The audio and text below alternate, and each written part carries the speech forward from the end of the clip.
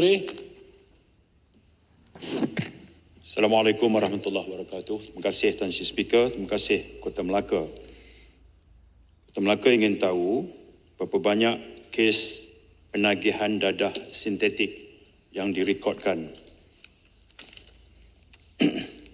Jawapannya 2023 145,526 kes. 2024 192,852 kes.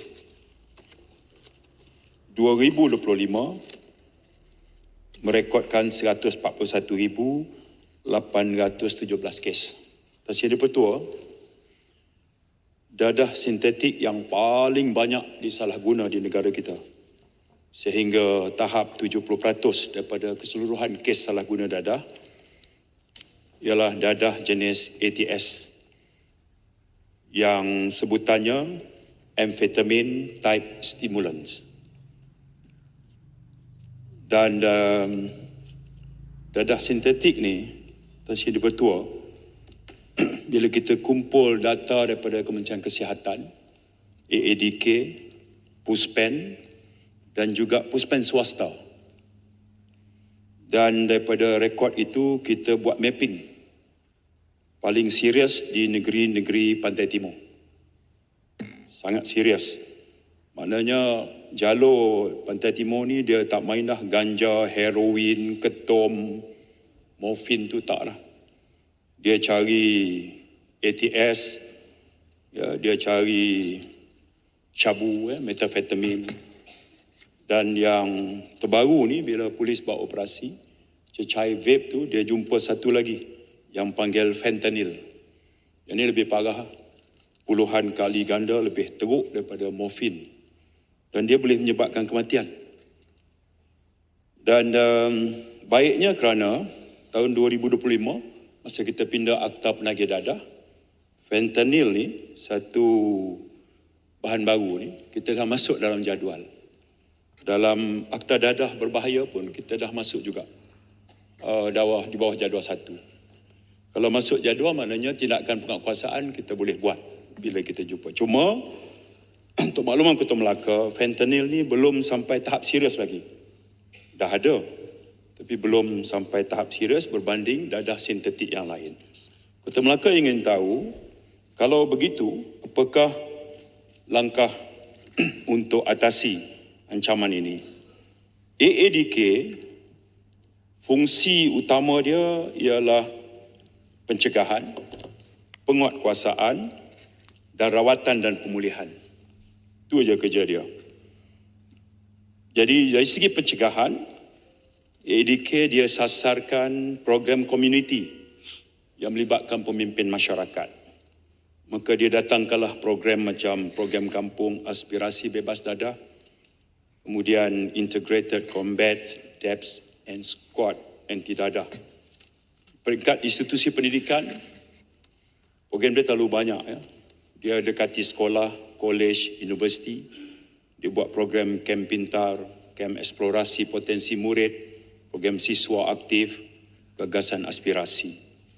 Program intervensi pula, dia buat melalui program Keluarga Prihatin dan program Tempat Kerja Bebas Dadah. Dari segi penguatkuasaan, AADK saja, walaupun dia ada fungsi penguatkuasaan, dia tak mampu. Maka dia kerjasama dengan Polis Diraja Malaysia, Jabatan Kastam dan beberapa agensi lain. Ini menunjukkan untuk makluman ahli parlimen bahawa usaha untuk menangani masalah dadah ni, kita dah berlawan lebih pada 4 dekad. Dan ancaman dadah ni sentiasa melalui proses yang sangat dinamik daripada dadah konvensional, sekarang ni dadah sintetik yang jauh lebih berbahaya. Terima kasih. Baik, saya jemput Kota Melaka. Terima kasih Tan Sri Speaker. Terima kasih kepada Menteri atas jawapan yang diberi. Jawapan tu amat membimbangkan kita kalau kita lihat kepada angka tersebut. Tapi saya lihat memang semua agensi bekerja kuat nak mengatasi masalah ini. Jadi apakah langkah yang akan diambil supaya yang kita lihat hari ini penagih baru banyak terdiri daripada golongan belia dan juga pelajar. Apakah strategi untuk kita membendung mereka daripada penyalahgunaan dadah? Dan juga kita lihat hari ini mereka sindiket ni dia menjual dadah melalui atas talian online. Bagaimana kita nak mengatasi kedua-dua masalah ini? Dan juga saya lihat mengikut laporan pihak PDRM, contohnya tahun lepas Ogos mereka melalui 6 siri tangkapan berjaya merampas 1 tan metrik fentanyl dan juga 700 kilogram dadah yang lain. Jadi tahniah atas kejayaan rampasan tersebut.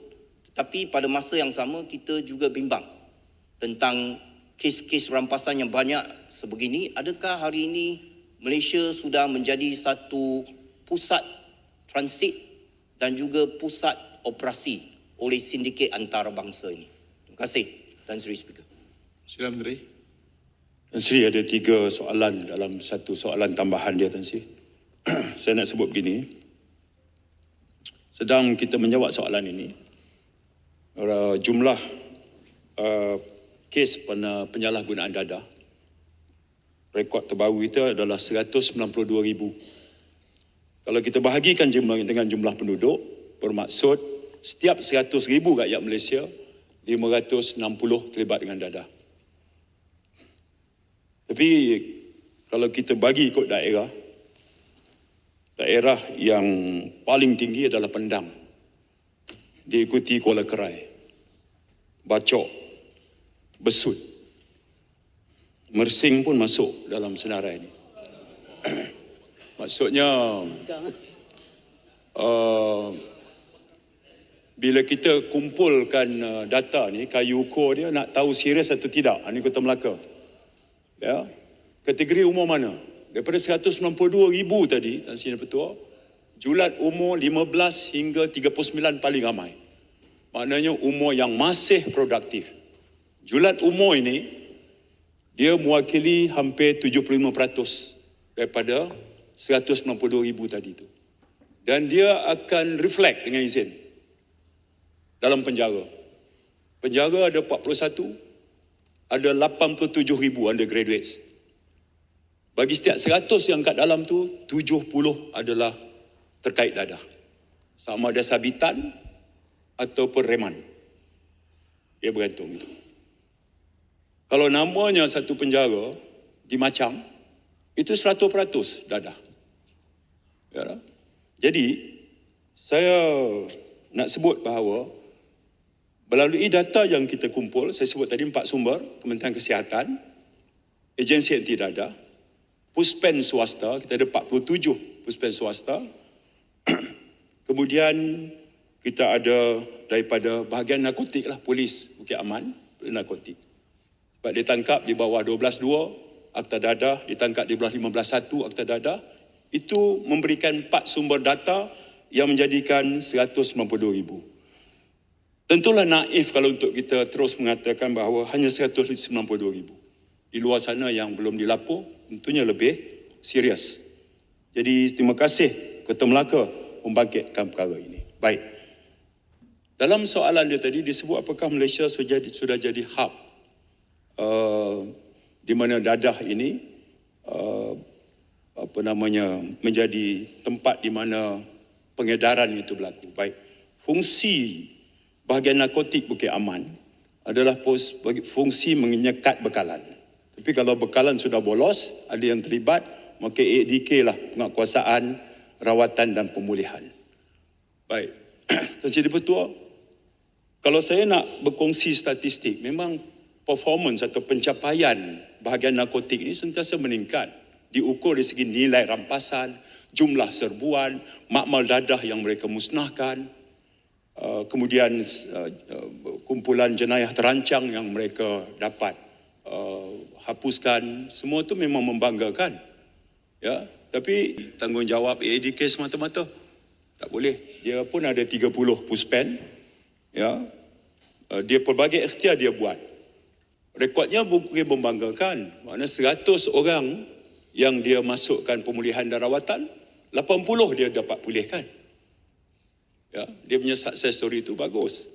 Tapi dia secara ekosistem keseluruhannya, saya masih menganggap bahawa ancaman dadah ini kekal sebagai ancaman musuh nombor 1 dalam negara. Terima kasih.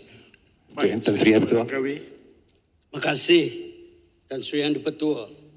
Soalan tambahan saya bersandarkan kepada orang yang berautoriti. Kenyataan yang dibuat pada 11 Jun 2026 oleh Timbalan Ketua Polis Negara Tan Sri Ayub Khan Maidin Piche, dan saya baca Tan Sri, beliau menyatakan wujud peningkatan penyalahgunaan paranti vape. Sekarang ni kedai vape dah berlama lah Tan Sri, yang dicampur dengan bahan narkotik jenis NPS, New Psychoactive Substances. Dan dalam New NPS ini, dadah jenis ini mengandungi campuran yang mana yang Berhormat sebut tadi, fentanyl. Fentanyl ni bahan-bahan dia banyak terdapat di negeri China yang supply ke sini. Kita bimbang juga para pelancong kita ni takut terselit celah beg.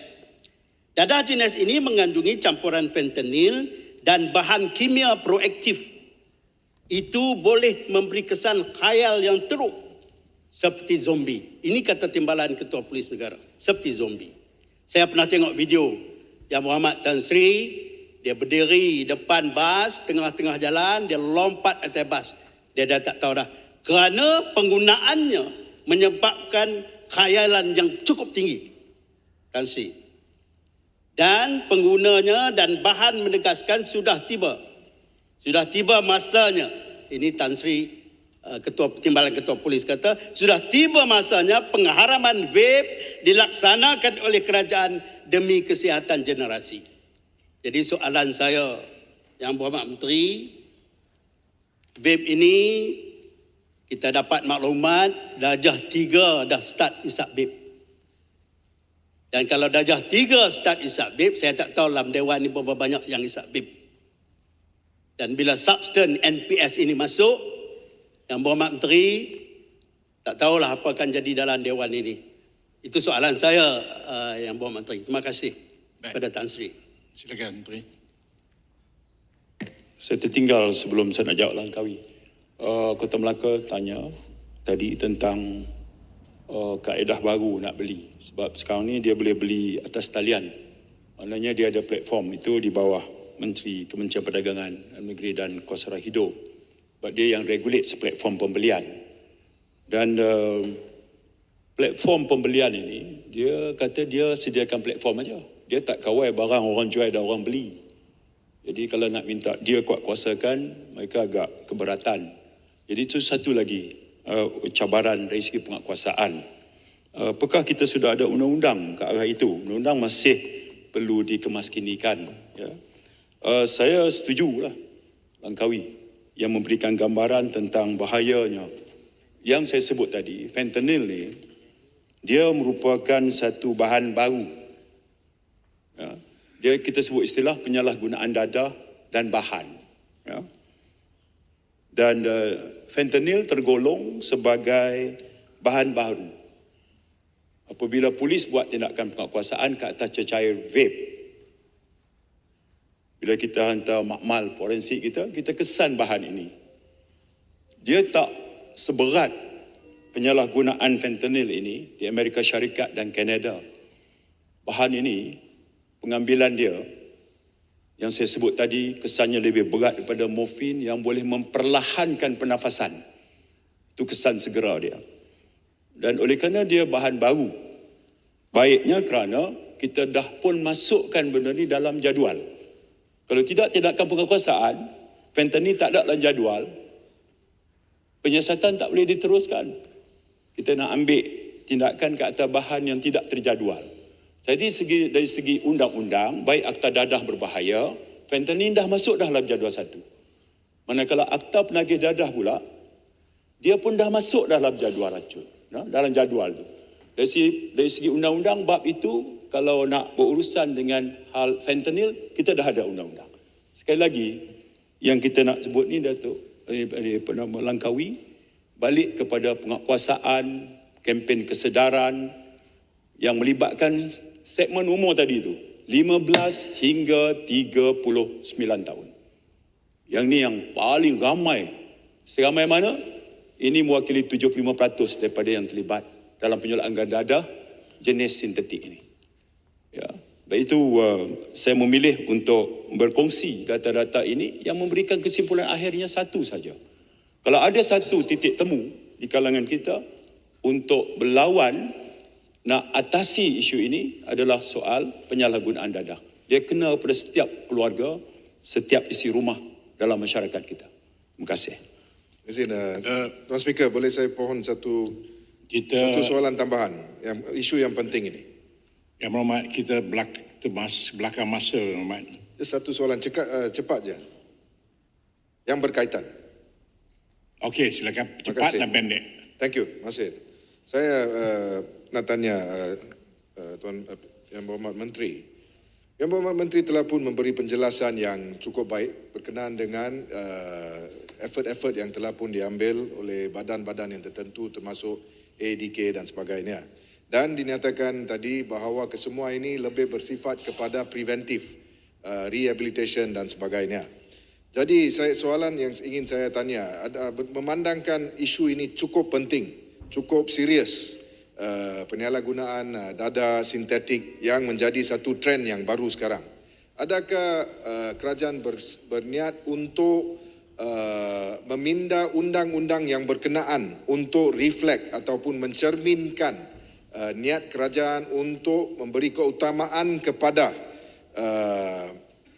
rehabilitative aspects, dengan izin Tuan Speaker, untuk kes-kes ini. Jadi adakah contohnya Dangerous Drugs Act 1952 akan dipindah, lain-lain seperti Section 39B, Section 39C, adakah section-section ini ataupun undang-undang lain akan digubal ataupun dipindah untuk mencerminkan niat kerajaan untuk memberi keutamaan kepada aspek rehabilitative as opposed to punitive. Terima kasih Tuan Speaker. Sila Menteri.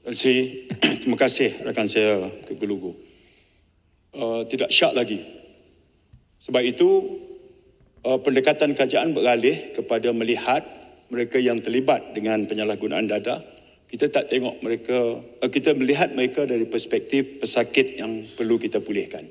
Buktinya, di dalam parlimen inilah kita pindah Akta Penagih Dadah. Kita decriminalize mereka yang terlibat. Dan kita katakan bahawa jika dia secara sukarela mendatangi kita, datang ke mana? Ke Puspen untuk dirawat. Ya, kita sudah pun mendapat persetujuan Jabatan Peguam Negara. Ini masa larut sahabat saya menjadi menteri.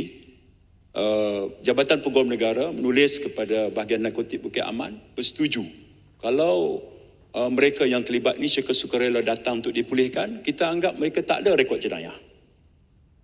Tak terakam sebagai rekod jenayah. Ini besar kesan dia.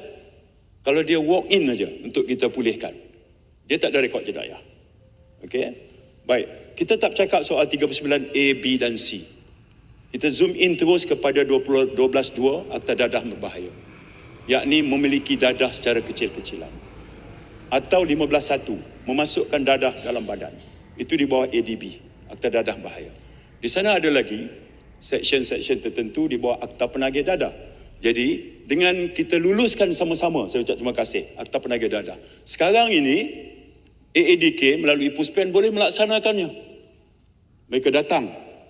Ya, saya berada baru ni di Bukit Mentajam. Satu keluarga datang pada Langkawi. Bawa anak dia dan serah, tolonglah pulihkan anak kami. Ya, sebab melalui pindaan tempoh hari Bukit Gelugur, mereka yang datang secara sukarela, kita tak payah pergi hantar hospital lah. Dulu pasal hospital, dia kata dia datang jauh daripada Langkawi, nak kena pergi hospital pula. Sekarang, 2 minggu kita letakkan dia di Puspen, kepakaran ADK secara perundangan membenarkan dia untuk diproses. Ya, sehingga kemudiannya membuat keputusan berapa lama dia akan berada di Puspen untuk dipulihkan. Ini pendekatan baru, tak melihat mereka sebagai penjenayah. Sekejap lagi. Sebab, Tan Sri, saya kena sebut ini. 1 bulan, kita ada 400,000 laporan polis. Seluruh Malaysia. Purata lah, 400,000. 1 bulan ya.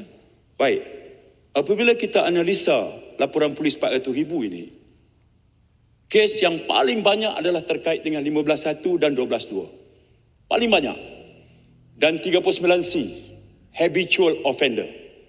Kesalahan berulang. Tan Sri, kalau dia terlibat 15.1, dia akan melakukan 29 jenayah lain.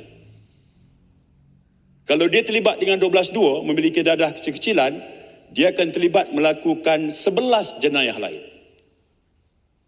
Jadi 15.1 dan 12.2 adalah lebuh raya jenayah. Kalau kita nak hentikan potensi jenayah lain, selesai masalah dadah. Melalui analisis data yang kementerian buat terhadap 400,000 aduan polis setiap bulan. Kes paling banyak 12.2, 15.1, 39C. Ketiga-tiganya merupakan akta dadah berbahaya. Daripada situ menjala, dia mencuri, dia merompak, dia menyamun, dia ugut dan segala macam. Dia terlibat 15.1, bila kita siasat latar belakang, dia akan terlibat 29 jenayah lain. So untuk memahami konteksnya, saya nak ulangi penjelasan saya terhadap rakan saya Bukit Kelugor. Kita sudah pun melakukan anjakan. Apakah ia berjaya? Belum. Kadar yang datang serah diri untuk dirawat tidak seperti mana yang kita harapkan lagi. Walaupun kita sudah dekriminalise kalau mereka telah terlibat secara kecil-kecilan. Itu pun berlaku pertembungan antara ADK dengan polis. Ya, tapi kita kena harmonikanlah bab itu. Pada polis, dadah is dadah lah, kriminal lah. Pada ADK, kita tengok mereka sebagai subjek yang perlu kita pulihkan. Terima kasih.